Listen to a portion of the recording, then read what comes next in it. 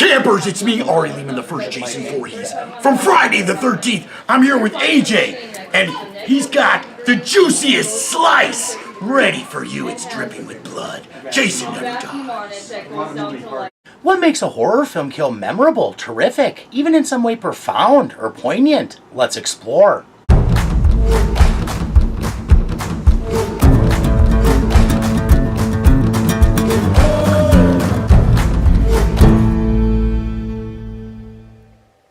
Thanks for checking this out. If anything about it trips your fancy, please like, subscribe, and share.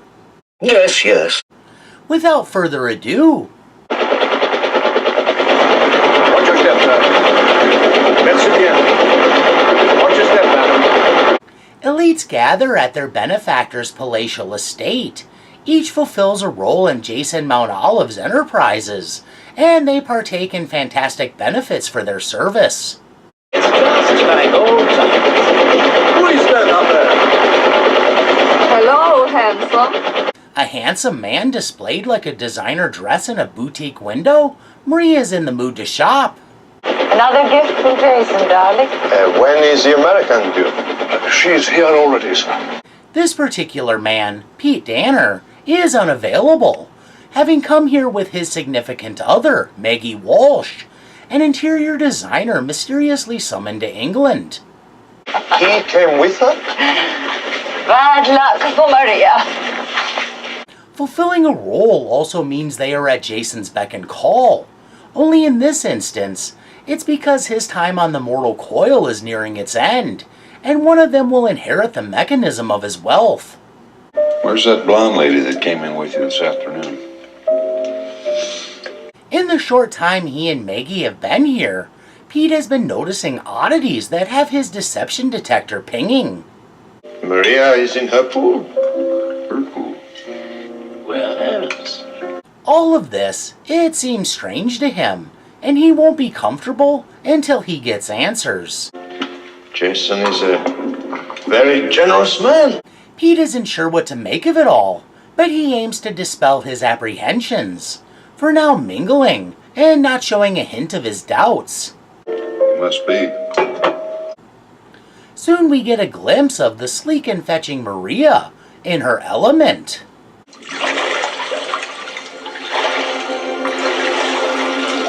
Eager and radiant, she's truly a pristine young woman in the peak of fitness and good health.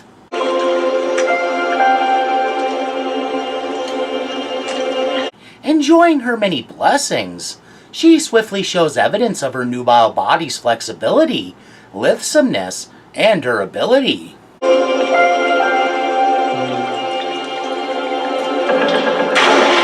A white cat instead of a black one? How quaint and quirky. Running around a little like a chicken with its head cut off, Pete is trying to get to the bottom of what's going on, because he's sure there's something.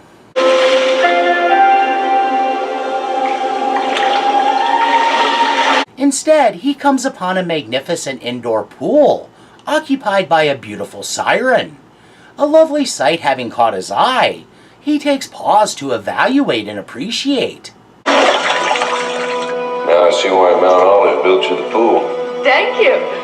A compliment a pretext for her to flirt, she instantly jumps on enticing him into her grotto, so to speak. Coming in? Maybe later. You didn't happen to see somebody come through here, did you? Rebuffed, for now. Practical matters intrude. In a swanky place like this, there's one thing you don't want to miss. No. Soon it is dinner, no? Yeah, pretty soon you got time. The multi-course scrumptious dinner of expensive delights. But Pete seems to think she has time to stay in the pool. There might be blood flow issues, as in not enough flow to his brain. Float some more. Maggie happens upon him watching, gawking, what have you. But, perhaps a little miffed she doesn't share his skepticism of Jason, he's unashamed, and maybe even wants to make her a little jealous. Just browsing. Too self-assured to take the bait, she's soon expounding her supposed rival's obvious talents. I was watching Maria swim. She's fabulous. And it's true. In all her swan-like grace, she is fabulous. The sort of fine specimen men desire and women envy.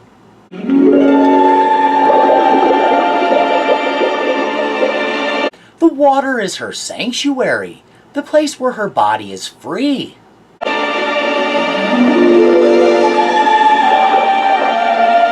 The lady sure knows how to luxuriate in and relish the finer pleasures.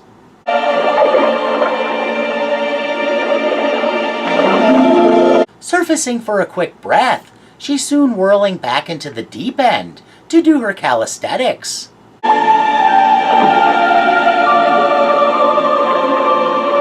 There's no reason to think she can't make a quick slip to the surface for a breath of air.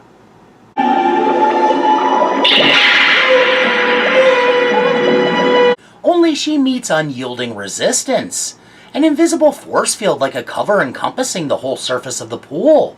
Notice, there's a ring on her ring finger, even though she's unwed.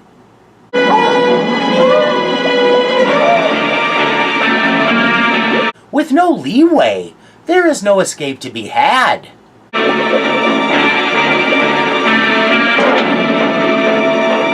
No pocket of air such as you might find in an underwater cave.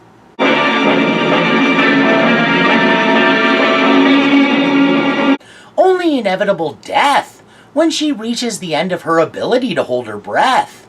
There's the figurative glass ceiling all women face, but this is nuts.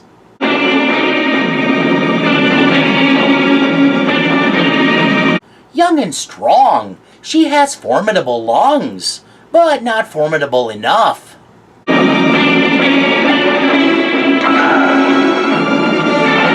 It would seem a lurker watches on as she reaches the end of her endurance, when the burn is too much and the desire to breathe too great to forestall a second longer.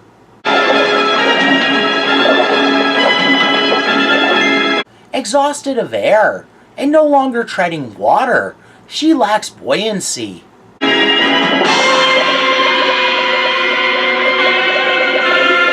Fitting imagery. Soon, she sinks all the way down to the bottom.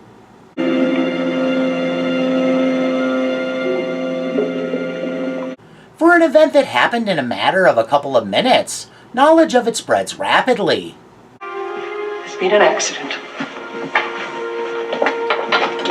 Before anyone arrives, the force field is disengaged, which allows her body to surface.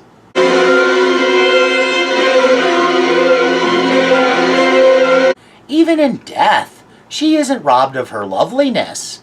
She could be a porcelain doll.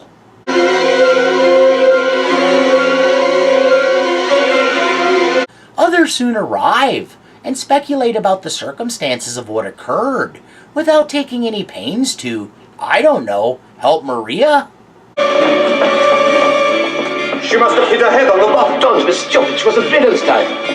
More intent on sniping, none of them seem particularly keen on rendering aid, except for the guy who just met her today. So what do you think happened since you're so clever? Hey, wait now, let's get her out of there! Showing his heroic underpinnings, Pete makes haste, knowing there's not a second to spare.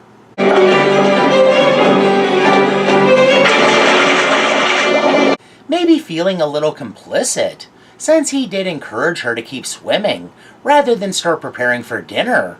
He wastes no time getting her head above the surface.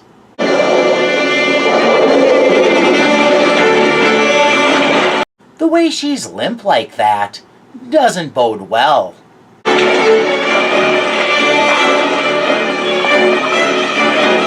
Before the small audience of immobilized onlookers, he's able to convey her to the edge of the pool.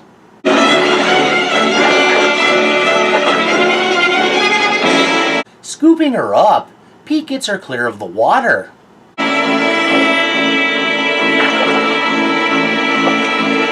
And sets about determining if she has any vitals. Is she dead? But it's too late. Even had there been a physician on hand to administer CPR, Maria was gone before she was yanked out of the water.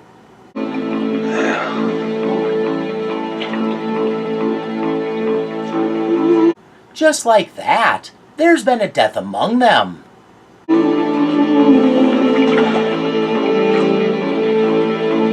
In the wake of it all, everyone's left at a loss, nor so they portray.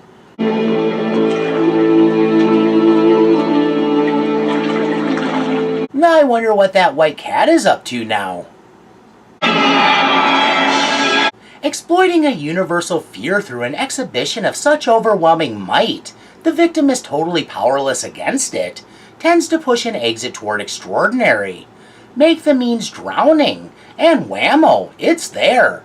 Because it taps into a feeling we've all had, when we dived too deep, and felt like we couldn't kick our way to the surface fast enough.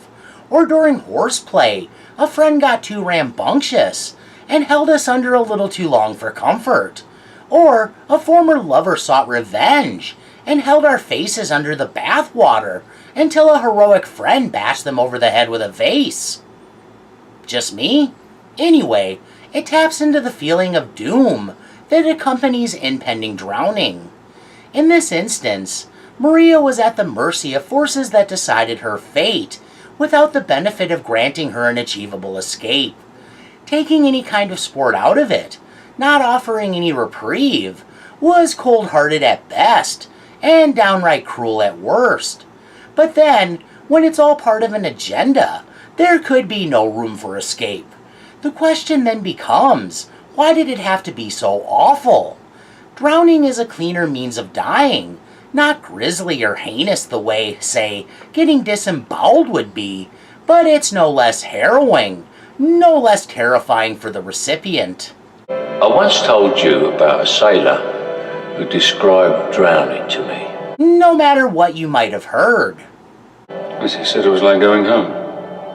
A lung full of water is no pleasant thing. I was lying. He said it was agony.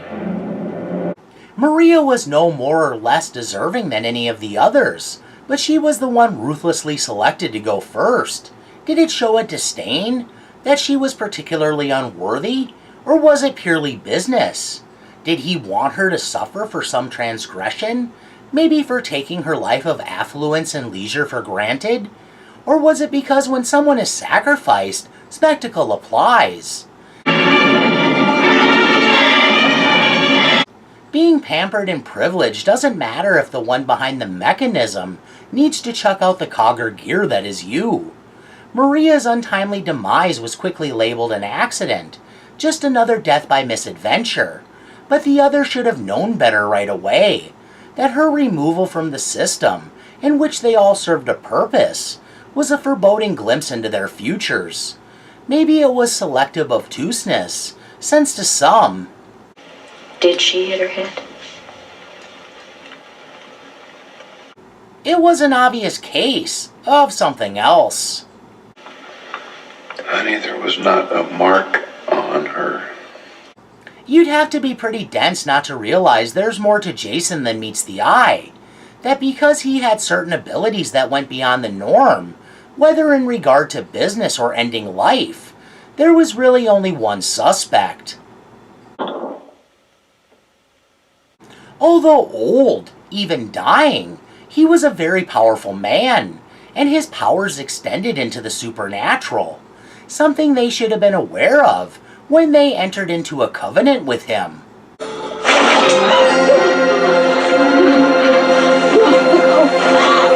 An agreement that aggrandized their lives and bank accounts, despite the kind of backgrounds that might have garnered lifelong blackballings, and not the good kind. The buffoonery is endless. Maria's elimination should have amounted to a sinister surprise to all of the other heirs, who should have had some suspicion Jason had a hand, or white paw, in the proceedings. But all notorious types to begin with, none of them were particularly interested in saving Maria, and for one good reason. With the body down, their inheritance went up considerably, each assuming they would get their piece when all was said and done, demonstrating their individual greed and avarice. A lot of this comes down to who suspected what and when. Maria was murdered. Oh, the idea is absurd. It was no accident. Blissful ignorance should never extend to matters of life and death. But then, there's not looking a gift horse in the mouth, too. Of course, none of them would want to believe there was always a double cross in the cards, that they were always destined for the sacrificial altar, but that someone else was shutting out the others to seize the whole inheritance? The only possible motive for murder would be money. Every aspect of it? What about power? I don't know what you mean. At least to some, that made perfect sense, until they too were removed from the equation.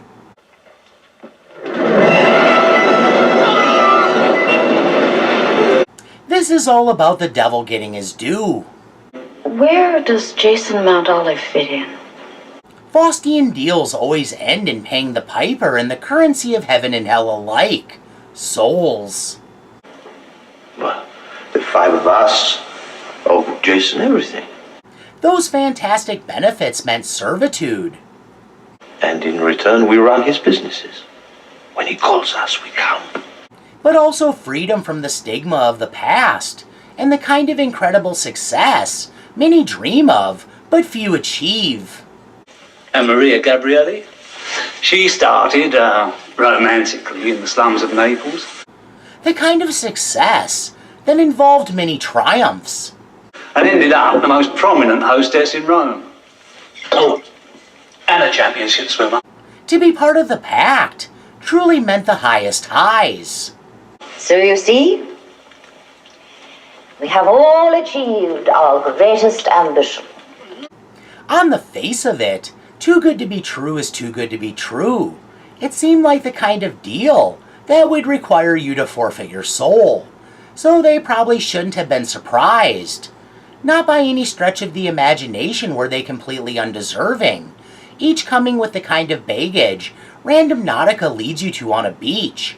But their well-heeled sponsor made them feel safe and secure, until it was too late. The denial that allowed the other heirs not to see Jason's culpability in Maria's death might have had something to do with self-preservation. They too were at his mercy. Better not to think about why they might need to be picked off one by one. On some level, they had to know the price. All the little accrued penalties would be very high, the kind that leads to someone ending up in the deepest pits if they can't pay up. Or in this case, even when you can shell out, albeit involuntarily. I guess there was some fine print somewhere that needed to be read. This seems like messaging about the deeper ties that go along with selling out for fun and profit. Even if these folks weren't exactly sure it was their souls they had sold, for all they got, they should have known there was more to it than running businesses and being at Jason's beck and call. The kind of indentured servitude into which they entered by enmeshing themselves with such an individual, a rich control freak with a malefic streak who clearly saw others only as pawns, was always going to be costlier to them than him, surely not as reciprocal and mutual as they might have supposed. Yeah, it was all lavish festivities and unbelievable excess, but where does it end? With your blood, bone, and sinew going into a blender to become a nice meaty cocktail for Satan himself. And that doesn't even speak to what happens to the damned souls. I fill my accounts. What exactly does that mean? Don't question me. I have little enough patience. Fair enough. In a recent video, I talked about how brain-eating alien slugs made mockery of a disabled character by puppeteering his body better than he could. I walked, Chris. All by myself, I walked. Here, by killing Maria in a pool and allowing it to be labeled an accident, more than mockery of her, she was made to look like some kind of bumbling, clumsy fool. A championship-level swimmer shouldn't die during a leisure swim. Not unheard of, but that's still a pretty absurd blunder for someone in their element. What made her so deserving of her terrible fate? Just too cheeky? all speculation holds water, so to speak, because Jason's motives were overall mercurial, enigmatic, and loathsome. Him a practitioner of the blackest of black magic. Of course, it could all just be tying up loose ends, fulfilling the deal that made him the mover and shaker, pulling the strings. And why not show some flair and panache for the Dark Lord? Why Maria was made emblematic of buffoonery, why she was drowned like a sewer rat during heavy rains, why her end had to be a dreadful one, remains a mystery. All the trophies and medals in the world don't mean a lick when everyone thinks a slip on wet tile ended it all.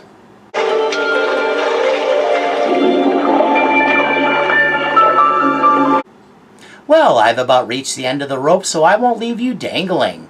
Thanks for suffering through my ravings. Please share any refutations, opinions, accusations, japes, or other ideas in the comments below. And please join me for whatever I'm up to next time. Bye now. Bye, creepy man! Keep it creepy! He's a weird guy. Goodbye.